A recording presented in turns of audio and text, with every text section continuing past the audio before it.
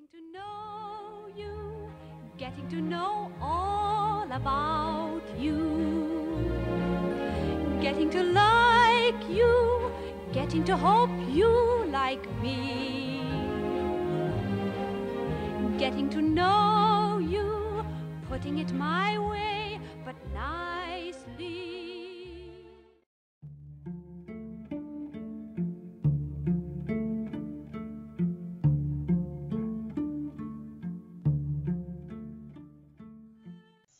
Okay, it's Mike Crowson.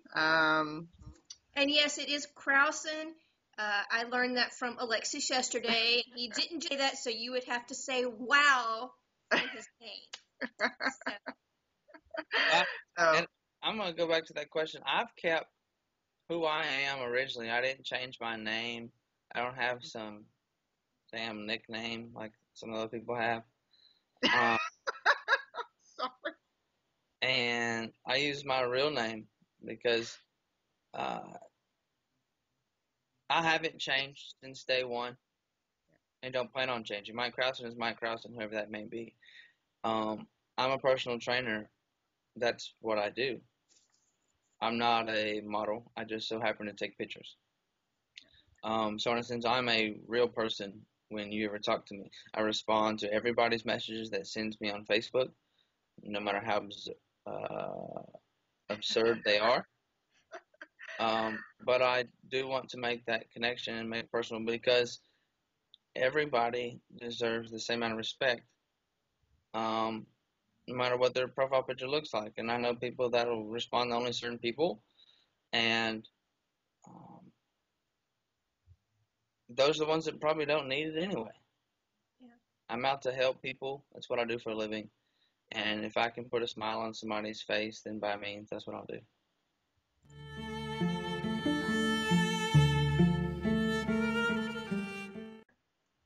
In a sense, yeah, I do the best that I can, but so far I've been able to manage it. I hope that one day it gets to the point where I can't. And I don't mean that as in that I can't talk to people, but becomes so well known and the website becomes so great and working so good that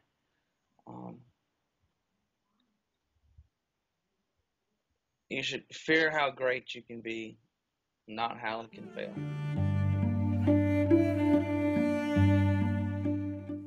This is Mike Crowson, also known as Zane Bauer in the book, Team Zane. He is a personal trainer, owner of musclemotives.com. All around good guy. What you see is what you get, literally. What else can I say about Mike? I really just a good guy. I think that people will understand a little bit more about him, hopefully, from this book. So.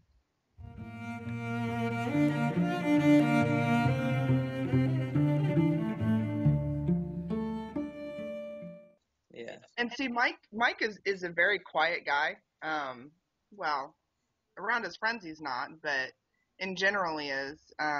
So when he was telling me all this, I found it a little hard to believe until being, right with him, seeing how he is in public and stuff, and he's very quiet. He doesn't, what's the word I'm looking for? He just goes and does his thing. But all the stereotypes that people have about bodybuilders and people that are in great shape, it just doesn't really work for him. He's a nice guy, a truly nice guy. And he keeps himself around good people. I've known firsthand that, there's people that, he doesn't keep around maybe, because who he wants to associate with or wants to be to necessarily impact who he is. So he's a good guy and his friends are good guys. What? Males and females. We've Yes. had those talks. I told Teresa my biggest flaw is I'm the nicest person you ever meet. Oh, well, okay, he is a nice guy, but he has his moments of not being such a nice guy. Yes, I've heard about the carb withdrawal and your eating schedule that, we needed to work around. Yeah, in a sense, I'm gonna do me. It's either you can handle it or you're not. No, So I get warnings. I'm low carb. It became a joke. I'm low carb. blame it on the carbs. Blame it on the carbs. Wait a minute. Because it's funny because it's so true. Because when It we is. had a cheat meal, I was a completely different person, loud, outgoing, laughing. But 3 hours later, before that, I didn't want to pick my head up off the table. Yeah, it was a very interesting experience. I mean, I know what it. I mean, I don't know to his extreme, but I mean, I know when you're low on carbs, you get tired, things like that. But it literally became a theme for the weekend. Just he's low carb, ready to pass out, and next thing you know, he's downing 16-ounce steaks and all kinds of. And I'm just looking at him, going, "What the?" Yes, I've seen the photographic evidence that you eat multiple desserts. That was a rough night, let me tell you. That was Monday night. I had an equivalent to 2 tours of Italy from Olive Garden before those 2 desserts. I probably had about 6,000 calories within 2 hours. It was painful, but painful. I enjoyed it, every minute of it, and I'll do it again tomorrow.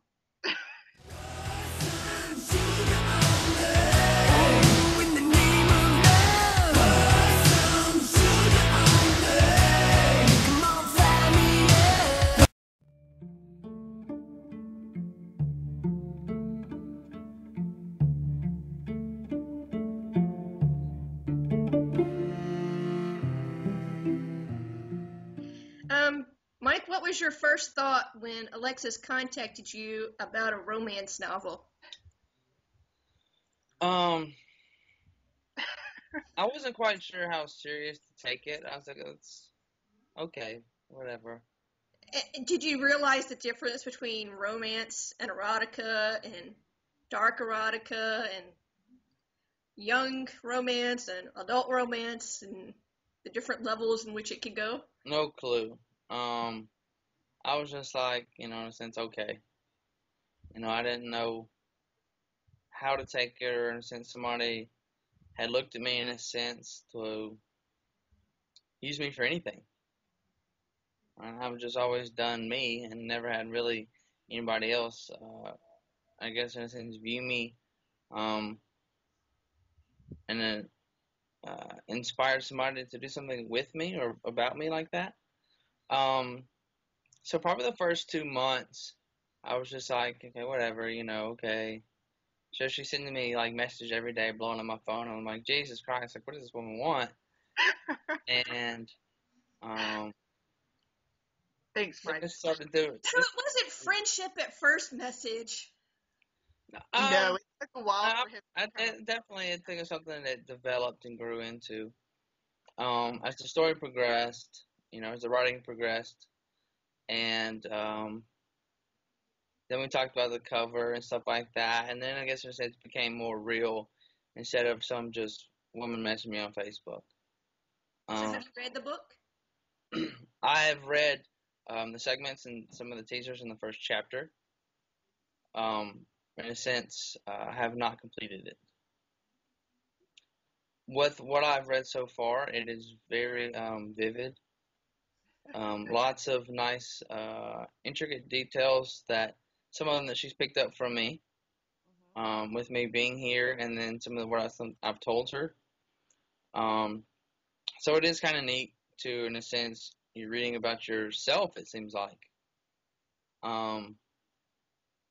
Because some of the actions and the dialogue is, in a sense, me.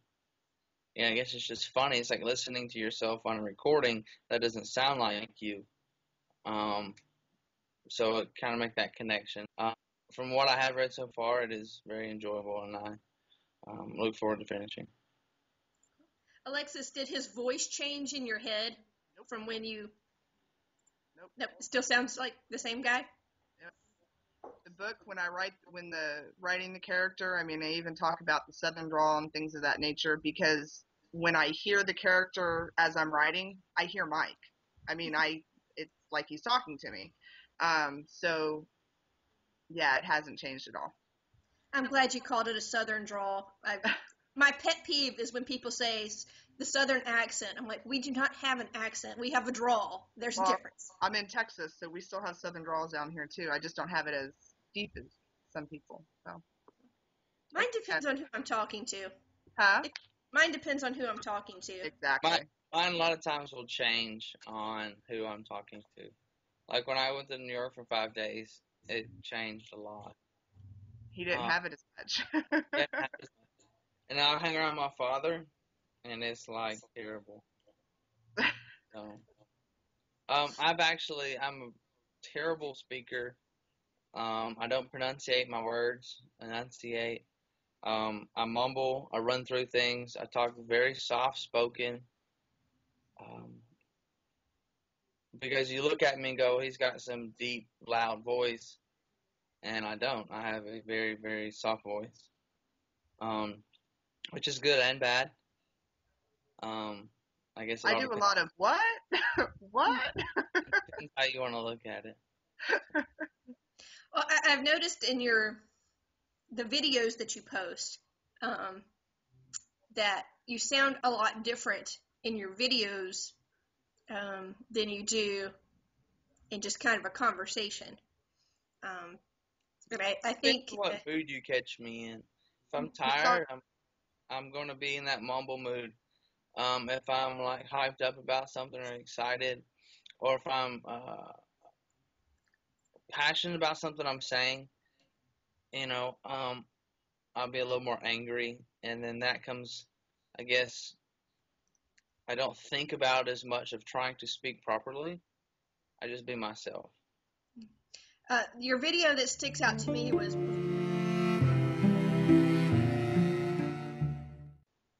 I have zero fears. No fear over there, huh? The only thing of fear is fear itself. Oh, that was such a 90s cliche comment. Oh, wait, you wouldn't know that, though. Funny. You can't remember the 90s. He was in diapers. No, I really don't have any fears. Because to me that sets limits. But at the same time, going back to I have to plan everything. Yeah. Because my life is based around being ready for something. So in a sense, I'm getting ready for a show. It's just when it really is crucial. But like, I'll freak out trying to like drive 3 hours and get a hotel. I'll be the one trying to book the hotel before I even leave the house, because I can't stand the sense of not knowing what I'm doing, because to me that is, it's dumb. I'm wasting time.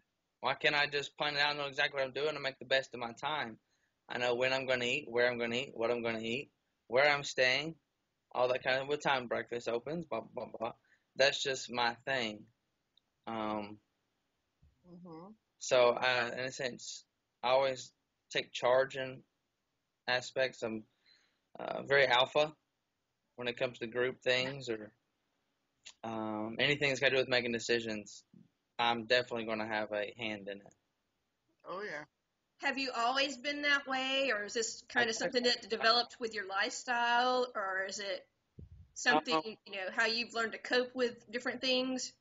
I was raised by a very hard man, my father, and it was his way or the highway. No ifs, ands, or buts. There's not more than one way to skin a cat. There's only one way, and it's the fastest and most efficient. And in a sense, if I don't like your idea, I'm going to put my 2 cents in, and because I think it's better. I either agree with you or I want to change it. I'm not going to do something going, well, I guess that'll work. No, I'm not going to do that. But at the same time, you have to cope with that, because nobody likes to be around a prick. So when it comes to certain things like that, in a sense, don't really matter to me, I let people make the decisions. But at the same time, usually when I give people the freedom to make the decisions, they're indecisive and don't make the decisions. Yeah, he changes it.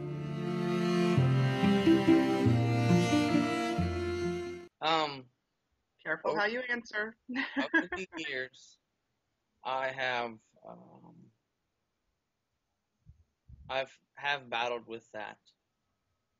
But at the same time, when it's planned out accordingly, I can make both things happen at the same time. And I've really learned how to do that. It has made it very, very difficult because no one gets it. No one understands.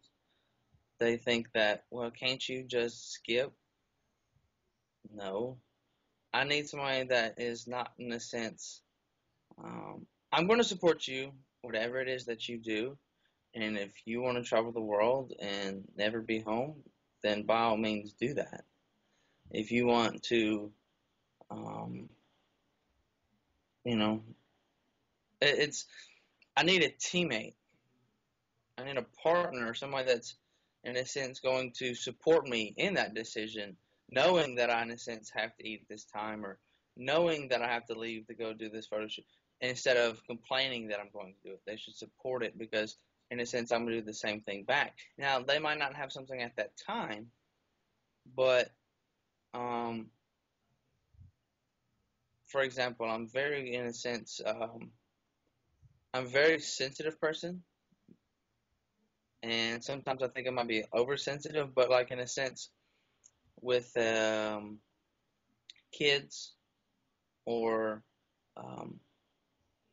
later down the road, wife and pregnancy and all that, I would take that very, very serious, in a sense, being the most supportive husband in a sense I can be, because I know that's the most trying time you'll go through your entire life. In a sense, like these shows are the most trying things that I'll go through.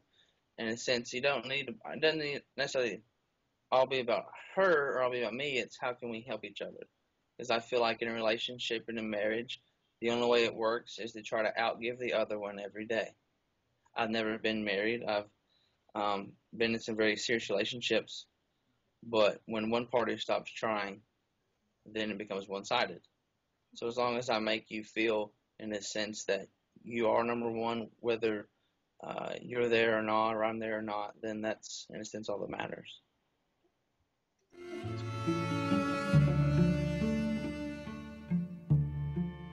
A big thing that I have with relationships is, due to the fact that I get a lot of attention, whether it means anything or not to me, I have to find someone that understands it and gets it. Somebody that can read a message and, be okay, in a sense, understand. And that's what I found to be difficult, is when I'm talking to someone, dating someone, serious or not, it's really difficult for them to be secure. Mm-hmm. You always get that image of someone else looking at the relationship going, why is he with her? That's what they have in their head. And in a sense, why would I be with you if, in a sense, that I, thought that, right? So they try to, in a sense, put themselves on a certain level, I guess, that they put me like I'm on some pedestal. And like I've, said time and time again, Teresa, I'm just another normal person. Yeah. I'm just another guy. Just people don't look at me like that. If you met me out, then it's completely different. If you met me through social media, then you completely change who I am in your mind, and that's ridiculous. In a sense. Yeah, I think that's where I'm different, is that I didn't have that preconceived notion about him, because he had just started on the Facebook thing. So I was lucky, in a sense, to get to know Mike as Mike, not Mike Crowson on Facebook, not Mike Crowson on, his fan page. So I never had that preconceived notion, but I understand what he's talking about how people take him and put him on a different level, and we've all seen it happen to other, people on Facebook as well. And I think Mike's one of the few that's left it as he's still a humble guy. He really is, so.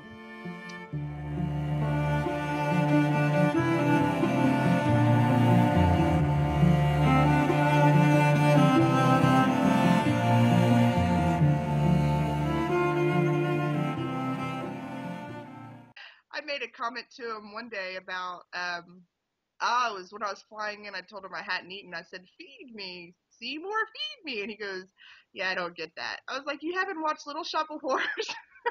Like classic. Mike, I have to educate you. Let me guess, you've never seen the Rocky Horror Picture Show either. Nope. Alexis, what have you been teaching this man? Apparently not enough. He's too young. He's a youngin'. He'll get there eventually. There's a lot of stuff I know that y'all have no clue about. So Okay, try me. Like what? What, Mike? Really? I would say in a sense like urban culture. Okay. Go ahead. I don't know. My biggest thing is I'm not a big reader, right? So I don't watch TV.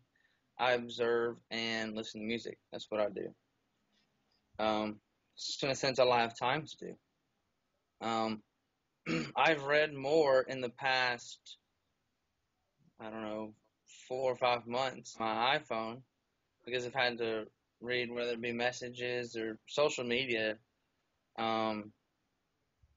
which is my vocabulary in a sense from just social media has like increased a lot, and my speech has become better. Because like I said, I'm a shy person, so I don't I don't get out there and talk much. And now I'm doing motivational speaking and teaching nutrition classes, and wishing I did, in a sense, the education that y'all are, you know, y'all's forte earlier in life, which I didn't. So I'm slowly catching up there. Hey, earlier in life, are you trying to call me old? No, I'm saying me earlier in my life. Instead of waiting until 23 years old to, in a sense, start reading. That's actually quite normal. You're still young, you know. Yeah. I know, but at the same time, 4 years ago, I got called, what is it? I forget. But it was, No. I have an old soul. Yes. I'm not 23 in a sense. I think I'm 30 years old. And normally when I go out, Oh my God! Oh my God! What put you well, closer to my since age? I've been Did you at least like said 50? No, since he's I've not that old of a I've soul. been waking up since 5:30. You know, I don't have this. I didn't have a college life. I had a work life, but I chose that in a sense. I didn't have a choice. I had to. I'm very motivated when it comes to success, and going out and hanging out at Trinity House and drinking and doing all that isn't my idea of success. I look back now and I've talked with Teresa about and go, and I wish I did some of those things. People's going to look back and go, and I wish I lived my 20s. You still have plenty of time to live your 20s. I'm moving to New York. Yeah, he's gonna be with that. That's for sure. So, well, I in a sense wouldn't trade that. Yeah. I was raised on hard work, the value of a dollar. In a sense, I had to pay for my own school, pay for my own college, all that, support myself, which puts me leaps and bounds around my peers, in a sense why I don't hang out with my peers very often. If they can't realize. I think that's probably a reason why Mike and I get along so well is because, okay, I may be 10 years older than him, but, you know, I learned like he did, hard work, early age, paid for college by myself, all of that stuff. You know, that's just how my life's worked. Well, I've also learned how to keep, I would say somewhat young. I mean, I don't act old, do I, Mike? I mean, don't look at me like that. No, I say the only thing that gets old is the bankroll. So you're only as old as hang you with want the young to be. kids. So. But now when I went out to the I guess probably about 5 or 6 months ago, I went out to the bar and this lady called me 32, and I just dropped the conversation and walked away. But besides that, I normally get 25, 26, 27. And not on it says my looks, this is my maturity level. Yeah. He definitely has I wouldn't say an old soul, because when I think old soul, it's, years and years ahead. But he definitely has a mature soul, or he's just mature in general. He can not be mature, that's for sure. But I think we all have that level. A little bit. Or you should.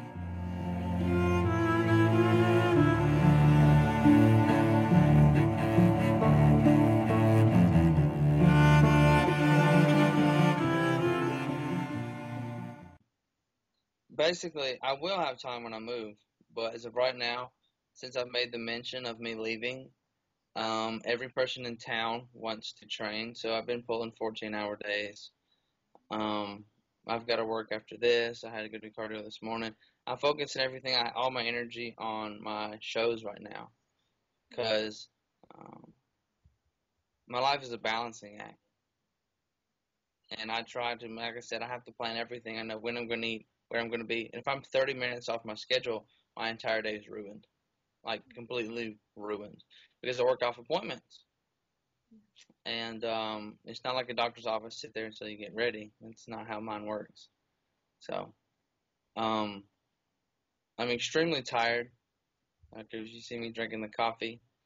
And the reason for that is, every time I go to read, I'll be reading a text message late at night and falling asleep. So, in a sense, to try to read, I do it usually the teaser and stuff while I'm on cardio, the chapters while I'm on cardio because I can't sleep. So I literally try to take advantage of every minute I have. You're a multitasker. Yeah, because if you're not multitasking, you could be, and that means you're wasting time. True. I have a very different mindset, and Trish will tell you, I don't take no for an answer. Mm-mm. It's a little hard. It's a little hardcore for a lot of people, but it's me, and it's made me successful. At least what I think is successful for a 23-year-old. And like I said, don't sit around and complain about it. Change it. Right. So. Do you think that comes across as you lack empathy for other people and their situations? We all have our own situations. What makes someone else's any different than someone else's, right? I've got my things, they have their things. There's a time and place for sympathy, and it's given, it's not asked for. Mm-hmm. So don't ask me for sympathy or try to seek sympathy out of me. Sympathy is different than empathy. Yes. But it can be, and so I come off as some big hard ass. But with every push that I give someone, or behind it comes a compliment or an encouragement, because in a sense, what I do in my everyday life. I mean, for example, I went to the grocery store last night in a tank top like this. And it's 50 million questions. Why are you buying this? Why are you buying that? How much you bench? Blah, blah, blah, blah, blah. And, it becomes tiresome, because I can't get away from it. But that's the life I chose. So I just have to deal with it. And well, man, I wish I could do that. And I'm sitting there going, well, why can't you?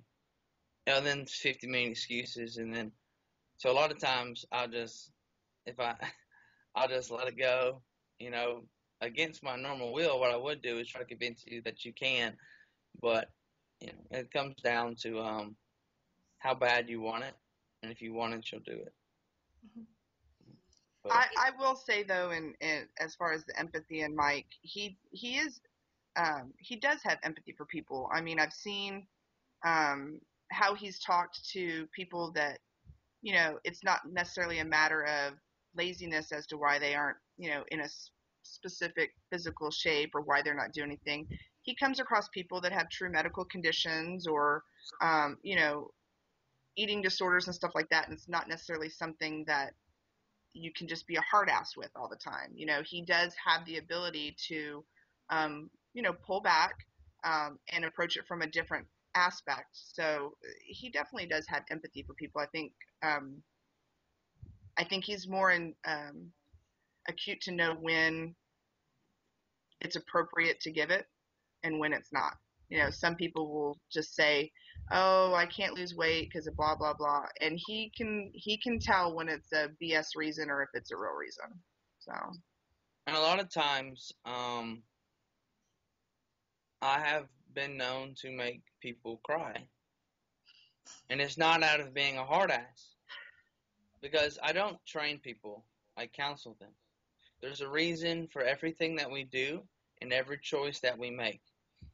For example, emotional eating. I will sit there and get to the bottom of why you're doing it. Or I know you have a simple, basic lifestyle, a single mother, and, 2 kids, blah, blah, blah, working 2 jobs. And so you don't, now they're gone and all this other stuff. And I sit here and explain to them a life story, and no one's ever cared to know. And I find out, and I get to the bottom of it, and they realize it, and they're breaking down because it's true, and they finally see it. Mm-hmm. And then you can make the change. But until that person realizes their own problems, for example, medications, such as like antidepressants, I make my clients, in a sense, I get them off of them by getting to the bottom of what's causing their problems. Mm-hmm. And that's really hard for somebody to grasp, but at one point we didn't have them and we didn't need them. So we have to, in a sense, I think today's society, we try to mask a problem instead of just facing up, owning it, and making the personal change. We try to just cover it up with whatever we can. In a sense, that's what emotional eating is. That's what alcoholism is. We're trying to hide these problems, fix these problems, and really all we got to do is look at ourselves in the mirror and go, this is what's going on. Now I know I need to make the change. Instead of saying, oh, let me just pop this pill and make it go.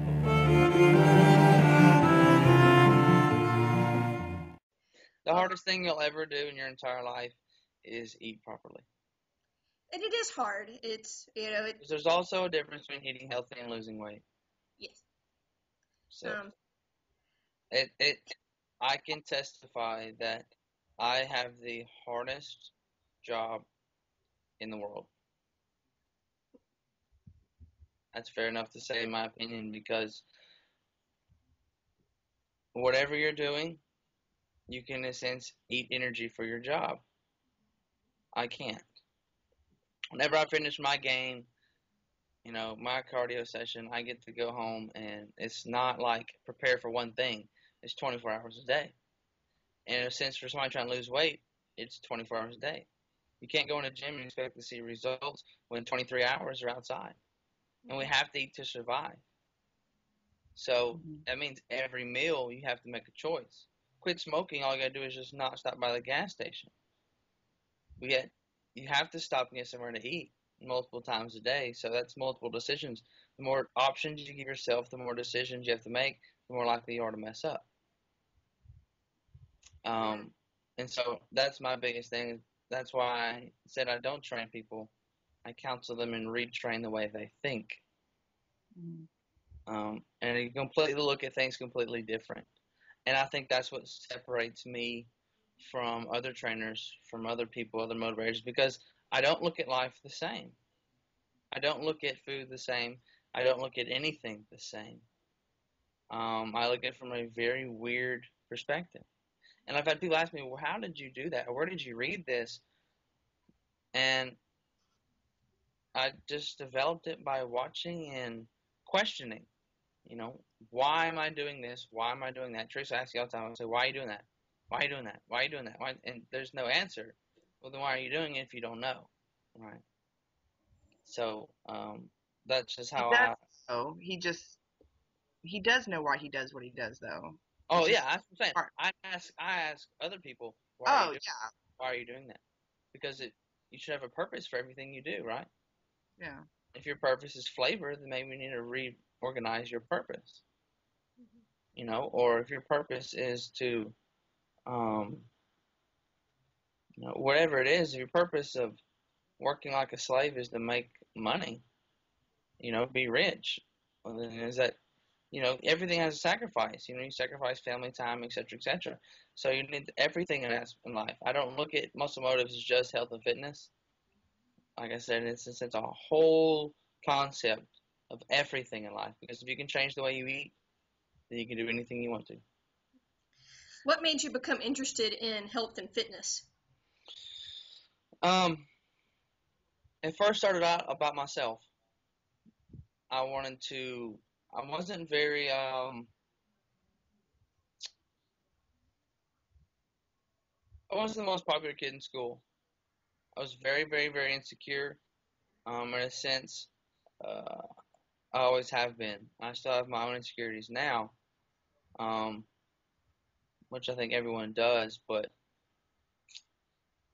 I got into lifting. I played sports. I got hurt. I seen some bodybuilding stuff that my uncle did. I did a show when I was 19. I did 4 of them actually. Fell in love with it. Met a mentor of mine, um, who has been in a sense group my best friend, one of my best friends, and he has since guided me, and got me jobs, personal training, and I fell in love with it. And it's it's one thing in a sense to say my job is easy. Okay, what do? I stand there in a sense, tell you what to do, and ask you questions. It's fairly easy, but at the same time, when I have um, 40 people that I meet every week, 50 people I meet every week, and they all have their own problems, and they all have their own emotional effects. Everyone's different, and I have to relate to everyone, and I've got to give you one-on-one FaceTime and try to change your mind, your aspect on life. It is very difficult, but when you see somebody that's completely given up on themselves, everyone around them, and you actually listen and want to take part in trying to help them, and then that satisfaction that they have of achieving a goal. I received an email this morning about a client who lost 5 pounds and sent me like a page long thank you. It really means a lot because I just go, I'm just helping you out. Like that's why I'm here. And to them, it's a life changing thing, and it really means a lot when somebody does that. But I will be the first to admit I did nothing. I didn't. I can't make you do better. I can't make you lose weight. I can't make you retrain the way you think. I can't make you do all this stuff. You do that, in a sense, I'm just a tool. So I don't take any credit for anything, ever, because I didn't do it. The only thing I take credit for is my own accomplishments, my own training, my own eating, and I try to lead by example by doing that. So what is Muscle Motives? Well, as Teresa said, she's trying to find a description of the book. I've really struggled with what is Muscle Motives. And the best way that I've come up with it is Muscle Motives is a website that I've designed that is nothing more than motivational, inspirational videos. It's a whole website based on videos. Also with cooking, nutrition, fitness tips. And as it's growing and expanding, I'm doing customized personal meal plans, Skype sessions, fitness consultations, giving somebody that push to get them off the couch, to get them going. I like to call it like a pocket personal trainer. For as little as $10 a month, in a sense, you get that same concept through these videos and having somebody push you and somebody believe in you. Because like I said, I think that anyone can do anything they want to do. And anybody that talks to me will get that. And, it's hard that you're going to find something negative to say about me because I won't ever say anything negative. I will push you to as far as you want to be pushed and then some. Coming up with merchandise on the website as well, in a sense, too. The more interactive you're in with something, the more you're going to stay focused on that goal. So in a sense, if you wear a silly little t-shirt with a funny saying or motivational saying, that goes a long way. So in a sense, a process of working on that, and feel like they're a part of a group, I look at it as a big team. We're all in here together trying to do the same thing. And that, in a sense, is accomplish goals, whatever it may be.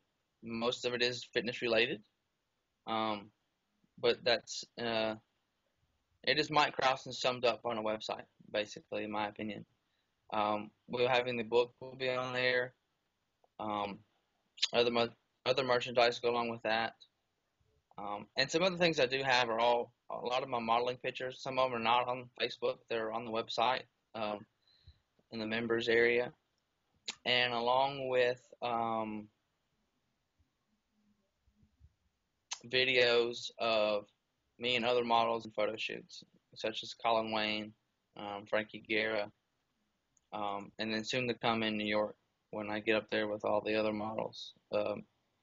Inside the model house that is down the road from me and other people at the agency. So, Are you excited about your upcoming move? I'm just as excited as I am nervous as hell. Why do I say that? I gotta move. Hold on. I'm running low on battery here. I'm just as excited about the move as like I said, I'm being nervous because I've been born and raised in Alabama for all 23 years, and I'm not in a sense sure how I'm going to cope with that. I didn't say scared, I said nervous, because in a sense I said I don't have any fears, but I'm definitely looking forward to being the best that I can be. I don't have failure is not an option. I don't know if you ever seen me wear them shirts that say flag nor fail.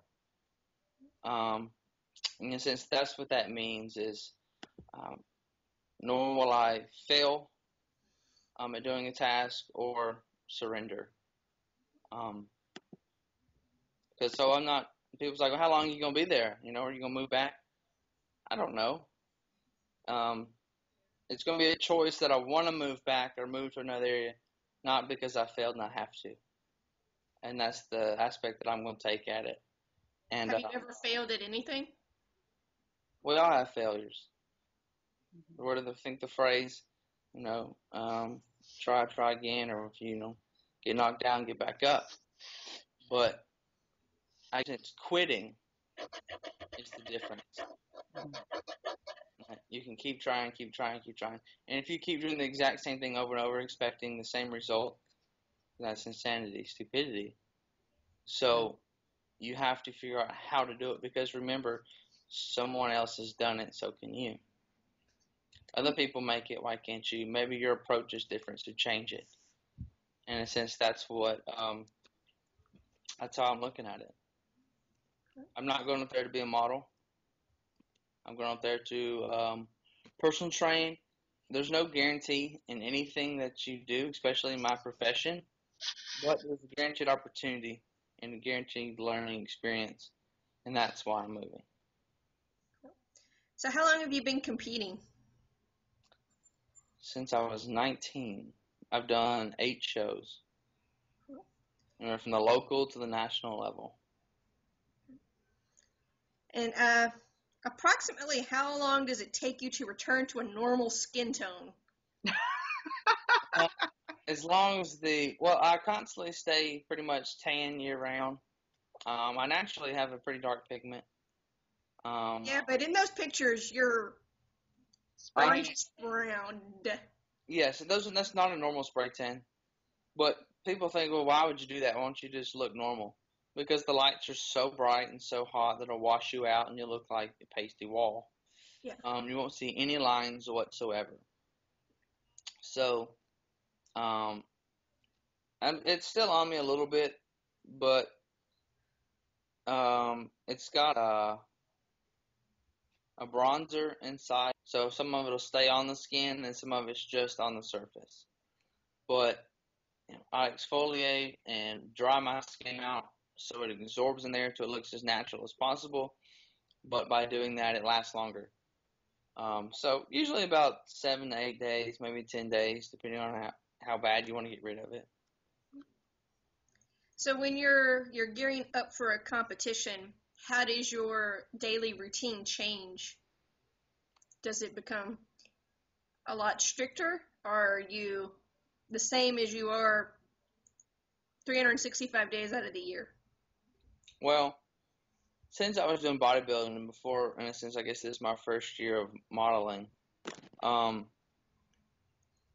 used to have an off season where I would, in a sense, try to get as big as possible with muscle, try to get the body fat somewhat reasonable, but in a sense, not care as long as I was growing. Now that I'm modeling, off season is called unemployment, and I did one photo shoot where I called myself a fat ass, and I was literally wanted to throw up. I kept zero of the pictures, zero. When was this? The one I had the mohawk, Oh. like there's no pictures of me with my shirt on. I had some nice clothing ones and some different looks because I had a mohawk and this Raw Bailey beard and all this other stuff for Halloween, which had like I guess a badass factor to it, which is not me at all. But it was since that era in my life, I feel like it was me finding myself, because that's when I realized it doesn't matter what other people think. And all my insecurities, in a sense, went out the window when I was able to wear a mohawk and have a funny beard and then post videos online with it. Yeah. I was going to ask, what was up with that beard from a couple months ago? Well, what is Rob Bailey has been a big inspiration to me. He's the one that's got the Flag Nor Fail that I just mentioned about. That is his company. There's his clothing brand. And he inspired me to be me. You know, don't worry about the outside. I still do, but in a sense, it's not because of what other people think. It's because I just like to look the best that I can be. But that's, in a sense, what that was. Is it was me, in a sense, not caring, imitating someone else, and the relationship I had at the time, absolutely hated it, but I didn't care because that was going to do me. So, yeah, that's what that was. So how did you get into modeling?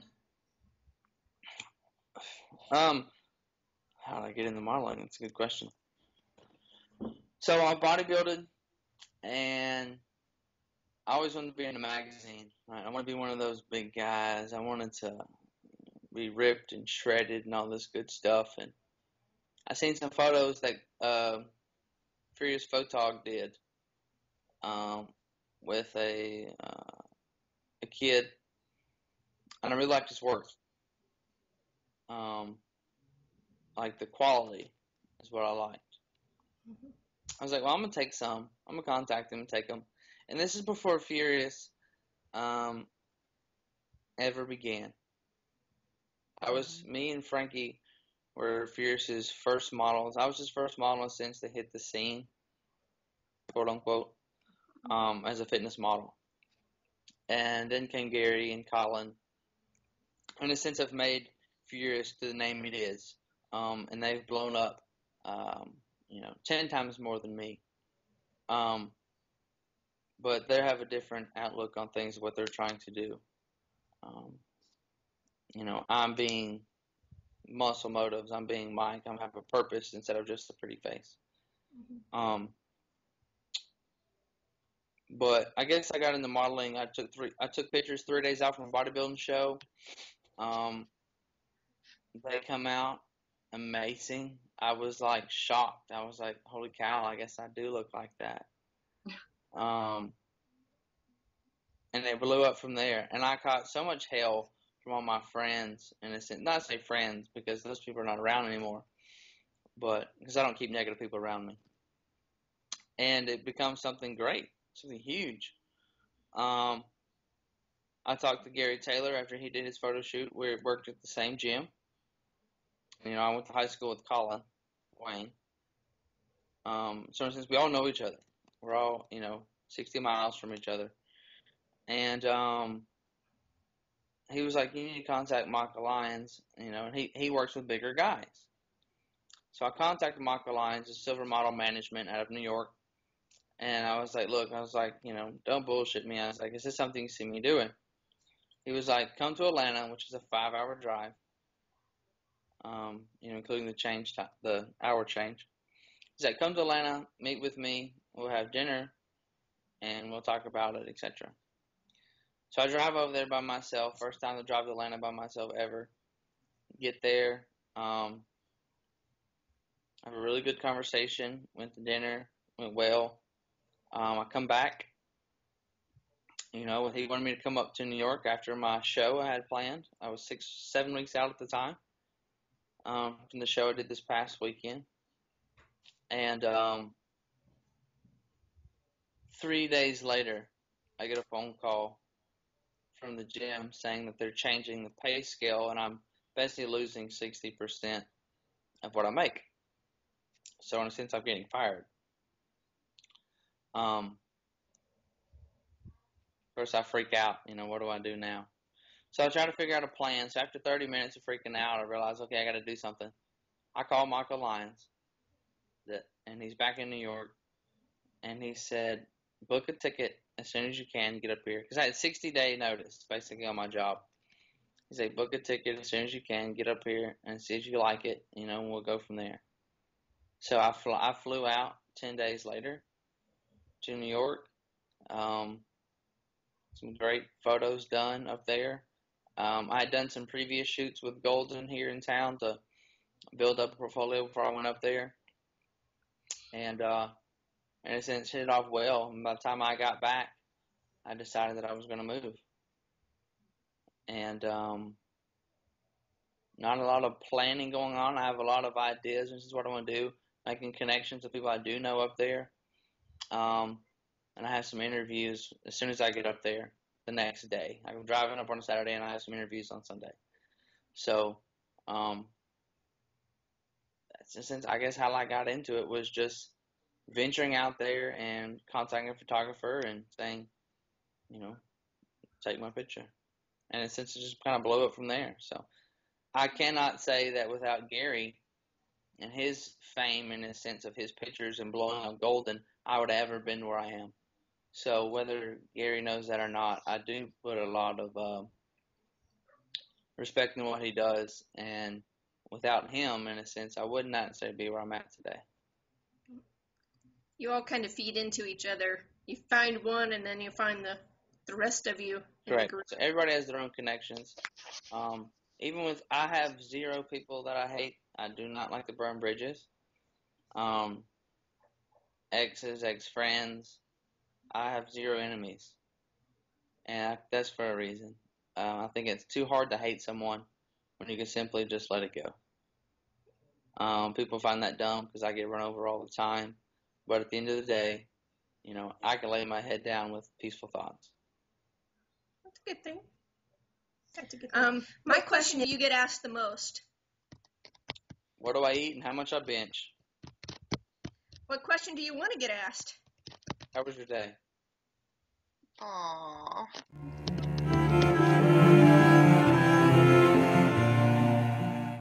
So how's your day been? It's been pretty good. I'm on a new diet, which I'm going to leave out of this interview.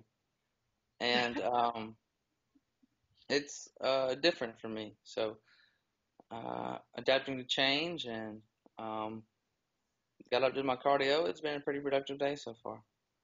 Thank you for asking. So I think you said you are a planner.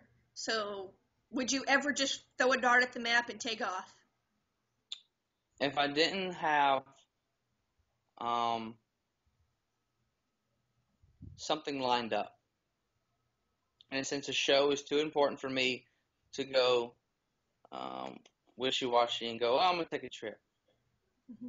Okay, because this is not, in a sense, a hobby. This is my job. This is my lifestyle. I have too many people riding me, especially myself, and I'm not going to let myself down. Now, let's say I don't have anything planned, and I don't have any shows for months, and I don't have any photo shoots or nothing. Which, based on my limited conversation with you, I'm going to say is never going to happen. Not necessarily true. I'm trying to turn pro, and I'm really focused on it right now. And that was my biggest goal this year, is to turn IFBB pro. Once that happens, I can make good, healthy decisions in eating. But when it comes to dieting, I weigh my food and all this other stuff. So it's a lot more critical, and the energy level is not quite there. So since I accomplished my goal, what I want to do, um, I can throw that dart and go do that. I won't do it by myself because I hate being by myself. I have to have a group around me. I have that middle child syndrome. And I get so bored so easy.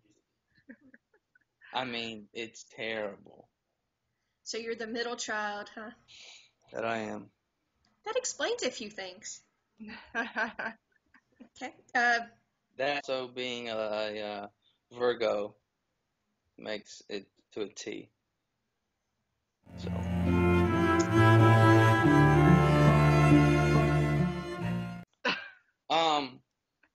Top 3 coldest days of the year we had.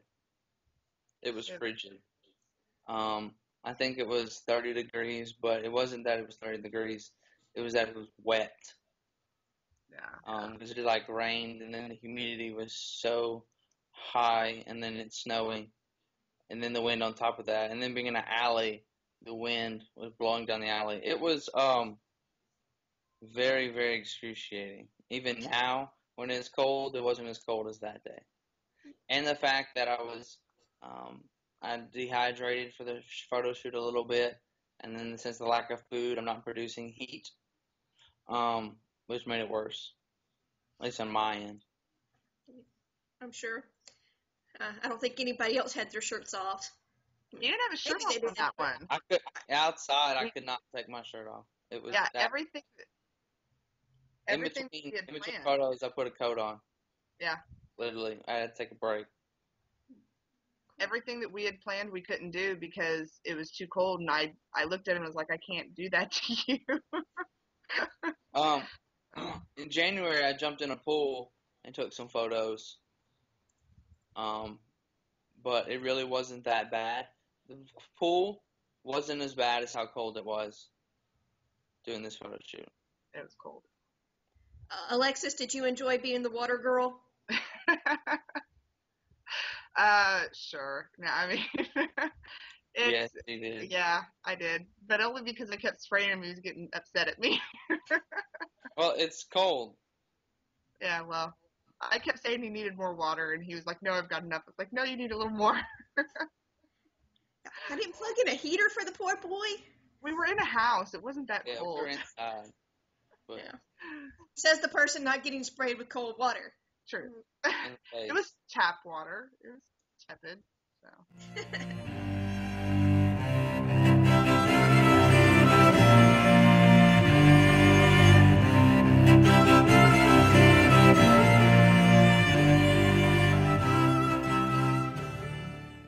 So, tell us an embarrassing story about each other.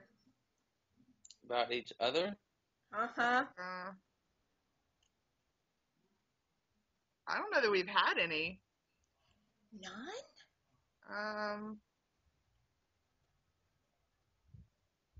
No, he's never seen me drunk, so there'd be no drunk stories. I don't drink. Yeah. At least. But you're a pretty funny guy. I mean, do something. Yeah. And to me, embarrassment is the same as awkwardness. You're only going to get that way if you feel that way. So even if it's awkward, it's only awkward if you make it awkward. Which I've now adapted to that because he had told me that. So now I keep that in my forefront all the time. It's only awkward if you make it awkward. You only have cause an awkward silence if you stay silent. So either you can put the awkwardness on them or you can be the awkward one. Cool. So. Yeah, I don't think we've had any embarrassing. I mean, seen him in underwear for the shot, but that's not embarrassing. I mean. Well, it's not in a sense for her, I guess it isn't. For me, I did some brief shots, in a sense, real brief shots in New York. I'm not sure if it's more embarrassing in a sense that when you're around a stranger or people you know. Oh.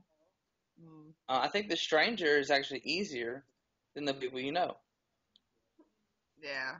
So we had a video guy, Teresa, and the photographer. But I wouldn't necessarily It was, I don't know. I would say it was embarrassing. He didn't act embarrassed. I mean, no, I don't think you act embarrassed, but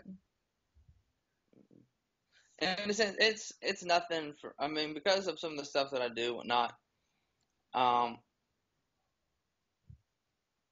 you get on stage in front of Exactly. hundreds or thousands of people in barely a scrap of cloth. Correct. So I would So, think you don't. In a sense, it doesn't bother. It would not bother me at all to walk in Walmart, take my shirt off, and drop my pants and pose in my underwear.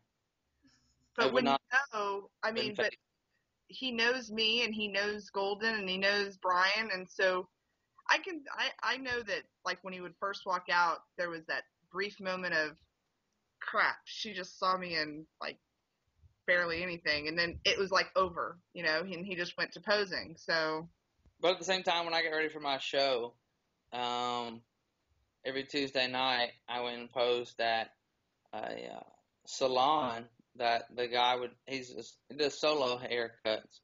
So he would have some female client or whatnot, and he's got the best mirrors in town. And so I could see my back and everything, and so I would strip down in my underwear and pose while he's doing a haircut. And, it's funny in a sense to have some people will just like look at you like funny, like what the hell's he doing? And the others would be like, Should I tip you? make comments, make gestures, etc., etc. So in a sense, I'm used to it. It doesn't bother me anymore. A year ago, I'd have been like, hell no, but now I'm comfortable. You gotta own it, girl. You gotta own it. I don't think I've had any embarrassing moments with Mike. I mean, him and Frankie and Sandy have made me blush, but not embarrassing. So I don't no, I'm good. Okay, so we're gonna take a different take on a traditional question. So, Mike, is it bikini panties, boy shorts, granny panties, thong, or commando? Which one? In a sense, for myself. Well, if you want to go there, go for it. Those are your choices. So. Well, I guess I've never been asked if I want a thong before. So. That's because she's not asking what you wear. I wear mainly. I only wear boxer briefs. I can't wear boxers because my legs are too big. And I don't wear briefs because I just hate them. For photo shoots, if I'm asked to. But that's what I do. And the other aspect, what do I like females to wear? Yeah. It all depends on what assets they have.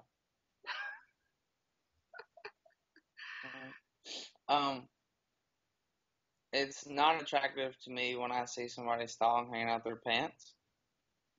I'd much rather have, to me that's kind of trashy. I guess in 8th grade I thought that was really cool, but not now.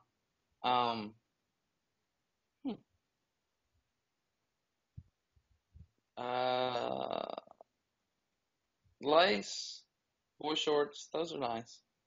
If you've got the right assets. Matching, of course, is always better.